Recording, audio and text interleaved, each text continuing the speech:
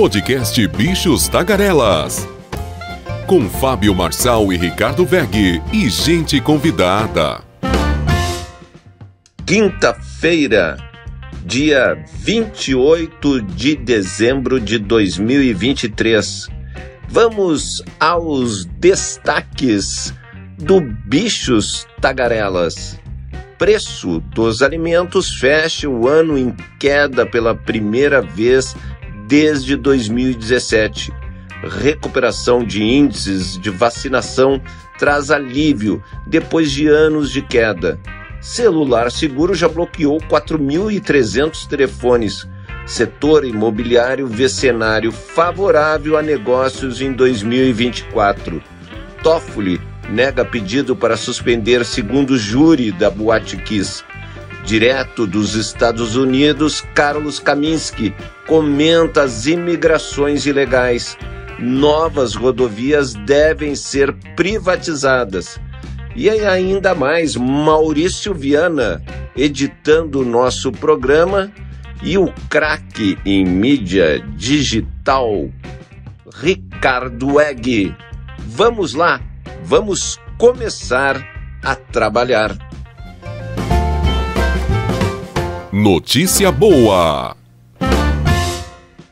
E a boa notícia, pela primeira vez, Ricardo, desde 2017, preço dos alimentos como carnes, aves e ovos fecha o ano em queda. Safra recorde, queda nos preços das commodities agrícolas e uma desinflação global vão fazer os preços dos alimentos caírem este ano numa situação que não se via desde 2017. O grupo alimentação no domicílio está com os preços em média 2,4% menores, acumulados até novembro, que acompanha o custo dos produtos para famílias que ganham de 1 a 5 salários mínimos, o INPC. As estimativas dos economistas é de deflação de pouco mais de 1%, com as carnes ficando 9,4% mais baratas e as aves e os ovos 6,8%. Então, uma belíssima notícia. Aqui, a carne na capital federal está com preço até menor do que 9,4%.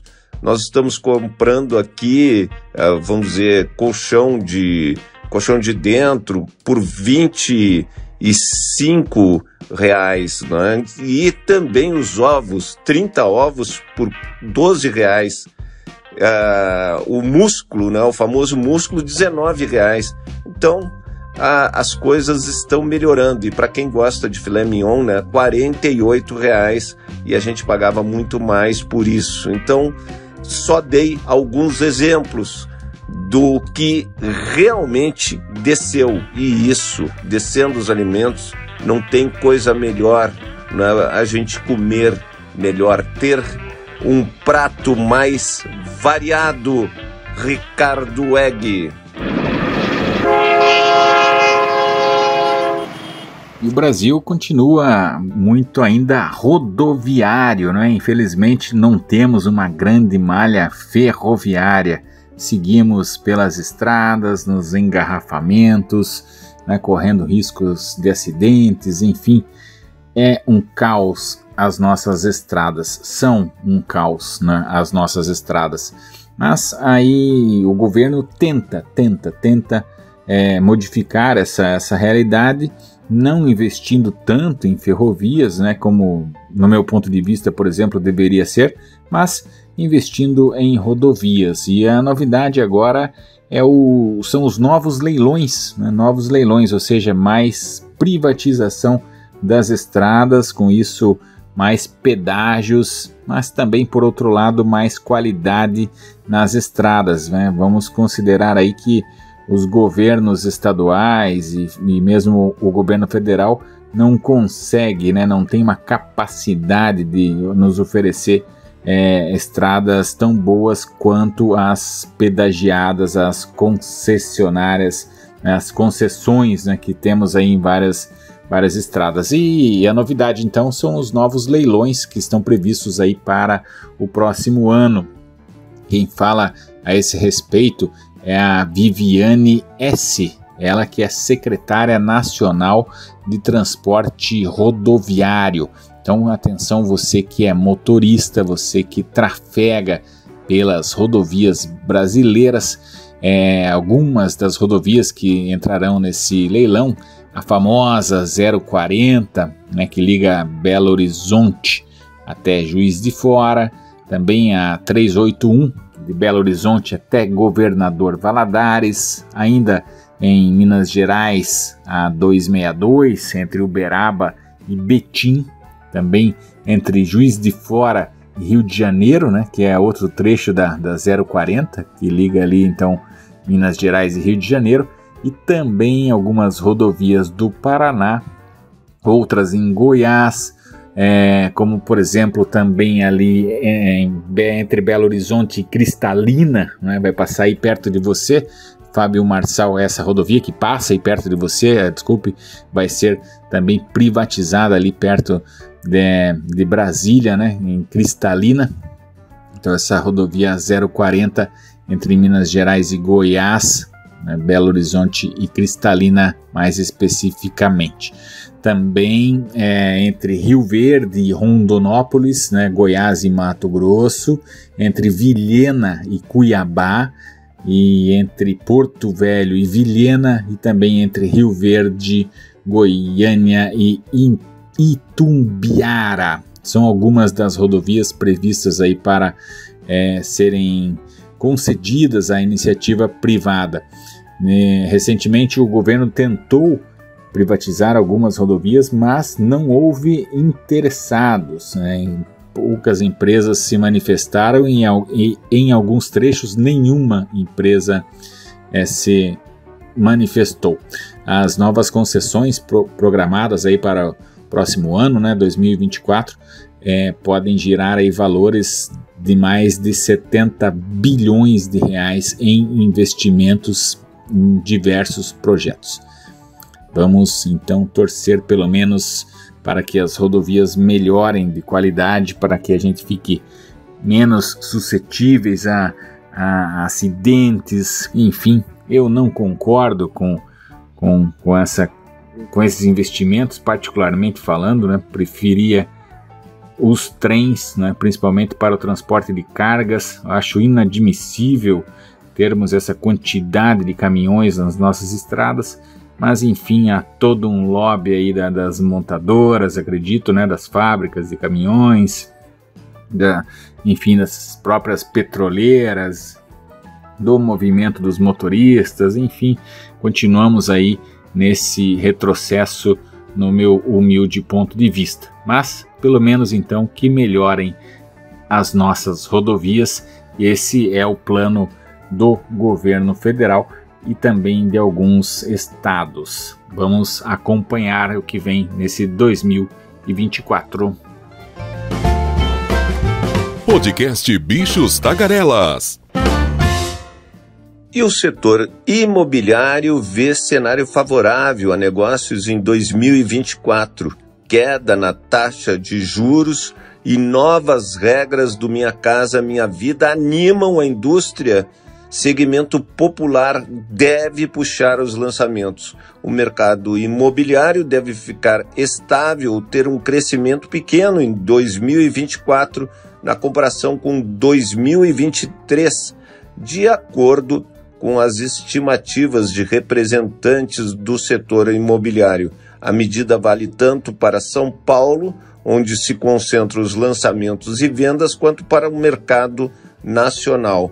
A visão é de que o ambiente econômico é saudável no país, com juros em queda, inflação controlada, desemprego baixo e crescimento do produto interno bruto, fatores que favorecem as vendas de moradias. Além disso, as novas regras do Minha Casa Minha Vida têm reaquecido o segmento popular, que deve liderar os lançamentos em 2024.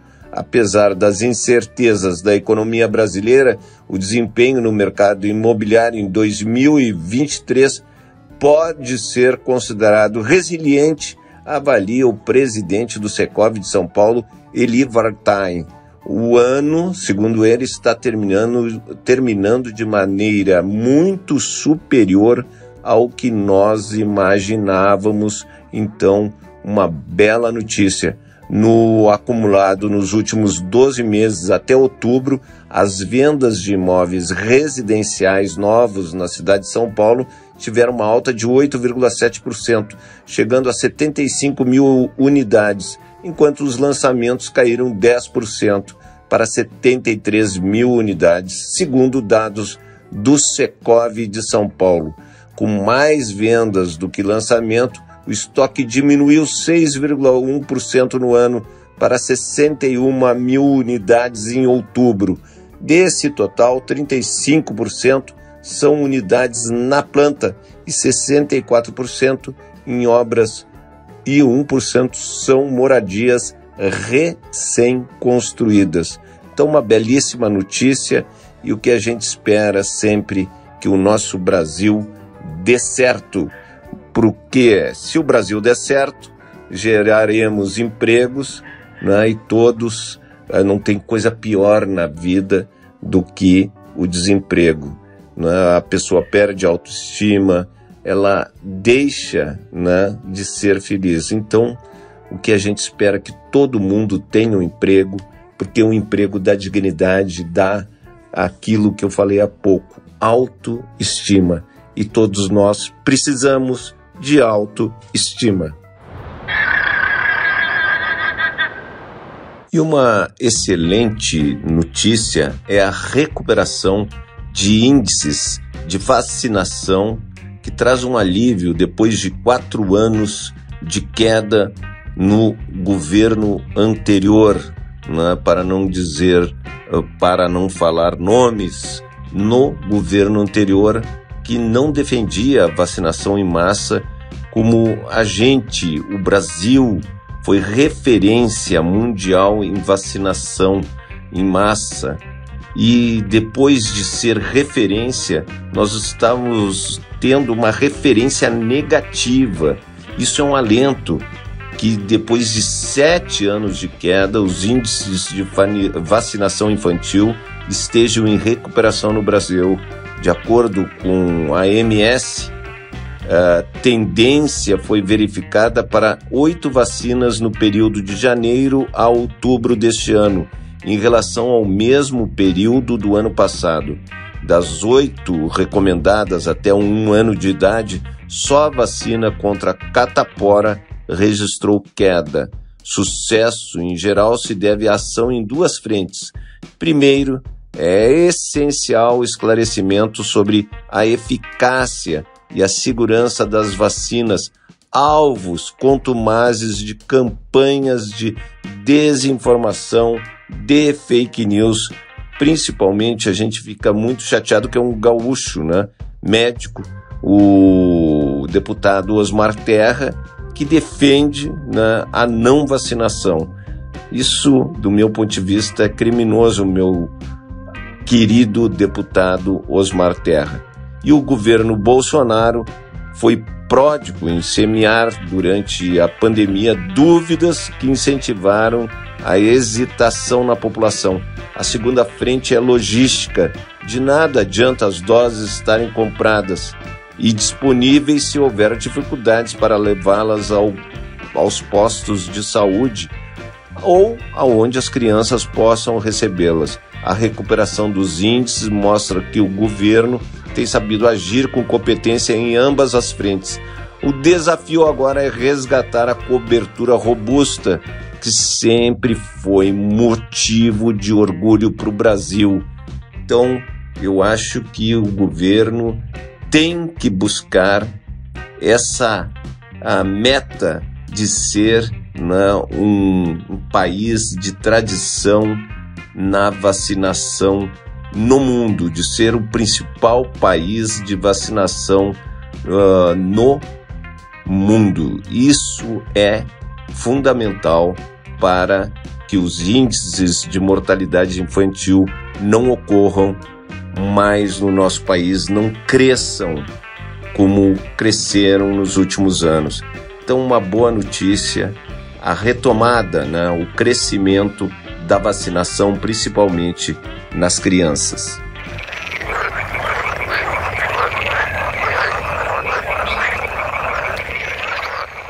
Outra boa notícia, o Celular Seguro já bloqueou 4.300 telefones em poucos dias, o que significa que o índice de roubos de celulares é bem maior do que a gente imagina no Brasil.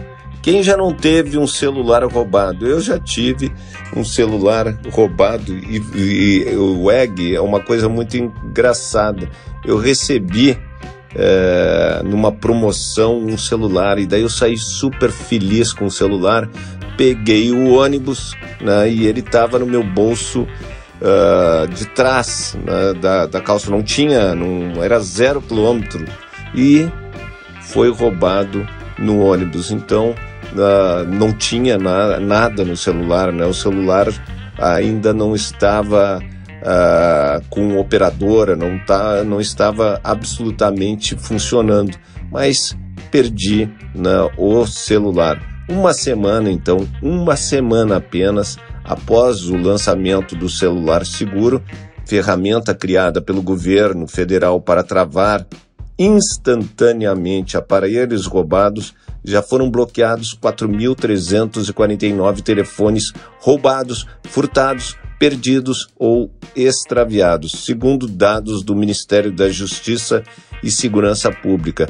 Com 1.125 alertas de bloqueio, São Paulo foi o estado que mais acionou a ferramenta, seguido do Rio de Janeiro, com 494 ocorrências, Pernambuco 324, Bahia 308, Minas Gerais 287. E olha só que, completando com mais algumas notinhas rápidas, o governo Lula registrou um aumento de cerca de 240% na análise de pedidos de refúgio no Brasil em 2023 em relação a 2022. Segundo dados da Secretaria Nacional de Justiça, vinculada ao Ministério da Justiça, foram 140 mil pedidos de refúgio analisados em 2023, ante apenas 41 mil em 2022. Então tivemos em 2022 41 mil pedidos analisados e esse ano 140 mil. E não foi ainda, né, concluído este ano a estatística. O secretário da pasta, Augusto Botelho, destaca atos normativos da pasta que deram agilidade no processo, entre eles uma portaria que permitiu o procedimento simplificado para análise de pedidos de refúgio de pessoas LGBTQIA+, que deixaram países onde há penas de morte e prisão para elas. O gás liquefeito de petróleo ficará mais caro na virada do ano se o presidente Lula não renovar a isenção do PIS/COFINS, que vence após 3 anos de vigência. No início de 2023, a Fazenda cogitou retomar os impostos federais sobre o GLP, mas recuou. O Sindigás, que representa as distribuidoras, projeta uma alta de R$ 167 por tonelada do insumo, com a reoneração. Para os consumidores serão cerca de R$ 2 a mais por botijão de 13 quilos. No GLP vendido para empresas, o aumento pode chegar a 30%. Outro impacto no gás de cozinha vira em fevereiro com aumento de 12,5% decorrente de reajustes do ICMS. E fechando esse bloco, o ex-presidente Jair Bolsonaro, que recentemente ganhou um dos prêmios da Mega Sena, contou que na aposta da virada vai incluir 1722, número das siglas que ocupou na presidência. Ele acredita que as escolhas da sorte também têm 33 e 44, mas faz mistério sobre os 2 números restantes. Então tá aí a dica, né, do ex-presidente Jair Bolsonaro: 17, 22, 33 e 44, e faltam outros, né, outros números. Então boa sorte, né? Eu também, não tenha dúvida que eu tô na Mega Sena, Ricardo, para tentar melhorar aí o que eu brinco aqui, para engrossar a sopa das crianças, Ricardo.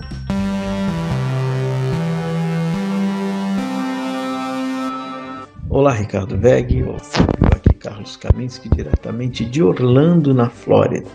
Quero falar sobre um tema que vem preocupando e muito o governo Joe Biden. Tanto é que ele enviou nessa quarta-feira o secretário de Estado norte-americano Antony Blinken ao México, na esperança de combater o aumento da migração, que se tornou uma grande dor de cabeça política para o presidente Joe Biden ao entrar em um ano eleitoral. A viagem comum da semana de Natal do principal diplomata americano foi abruptamente agendada, enquanto o Partido Republicano, rival, pressiona Biden a reprimir a migração como condição para fornecer os votos no Congresso para uma das suas principais prioridades, o apoio à Ucrânia. Cerca de 10 mil pessoas, sem autorização, estão tentando atravessar a fronteira sul dos Estados Unidos todos os dias, quase o dobro do número antes da pandemia, com uma nova caravana de centenas, se não milhares de pessoas a pé desde o fim da semana passada. O governo Biden alertou que sem um acordo, a Ucrânia logo ficará sem armas necessárias para repelir a invasão russa de quase 2 anos. No entanto, os republicanos hardliner mostraram pouco sinal de compromisso. Trump, o favorito da nomeação republicana para desafiar Biden em novembro próximo, está novamente fazendo campanha com retórica estridentemente anti-imigrante, acusando os estrangeiros de envenenar o sangue do nosso país. Linguagem que os críticos apontaram que era semelhante à de Adolf Hitler. É isso aí. Um forte abraço a todos. Podcast Bichos Tagarelas. Este assunto que eu vou falar agora me dói muito. E a gente vê que a justiça é muito lenta no nosso país. O Ministério Público que eu defendia todos os dias, já vejo que ele está mais preocupado com quinquênios, auxílio isso, auxílio aquilo. Mas o ministro Dias Toffoli, do Supremo Tribunal Federal, negou um pedido do Ministério Público para suspender o novo júri popular dos 4 réus pela tragédia da Boate Kiss, marcado para o dia 26 de fevereiro.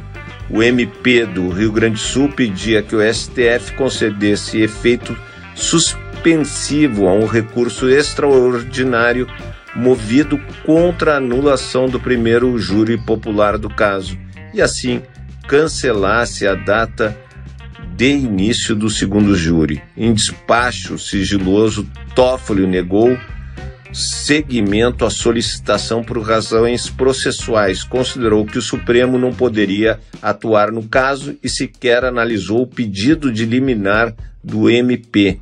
O Ministério Público Gaúcho e a Associação dos Familiares das Vítimas e Sobreviventes da Tragédia de Santa Maria vêm tentando suspender temporariamente o segundo julgamento, depois de que o Tribunal de Justiça do Rio Grande do Sul anulou o júri popular dos 4 réus por incêndio da Boate Kiss.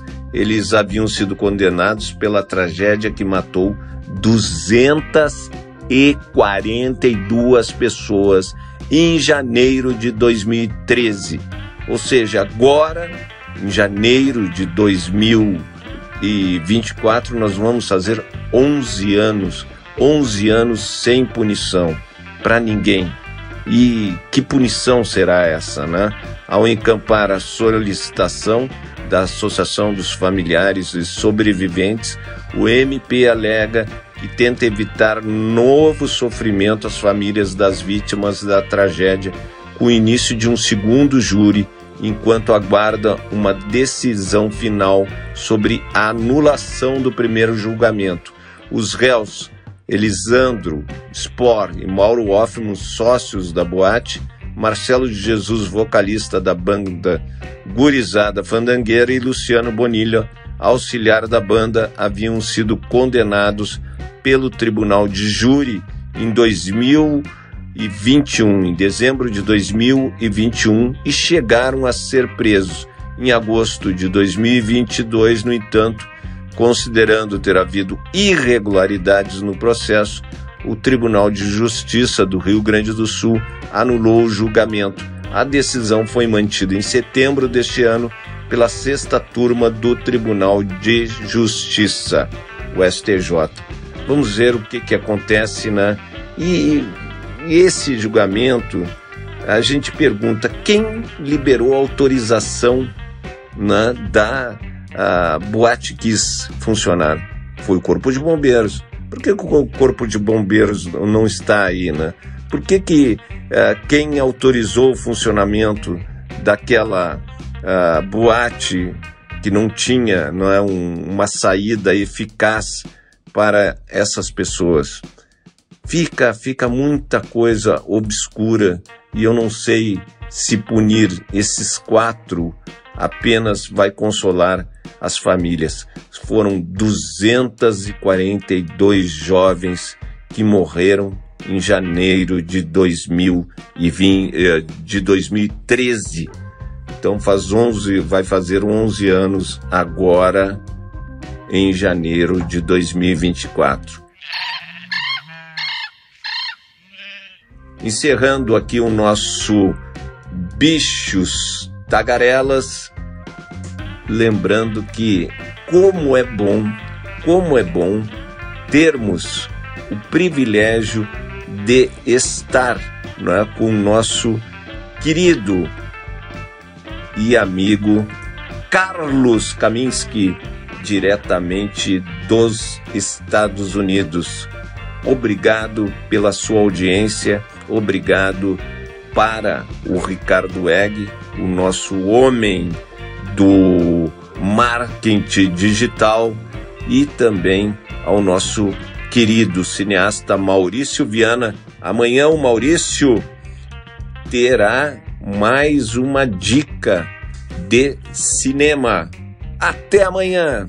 Você ouviu o podcast Bichos Tagarelas, com Fábio Marçal, Ricardo Weg e gente convidada.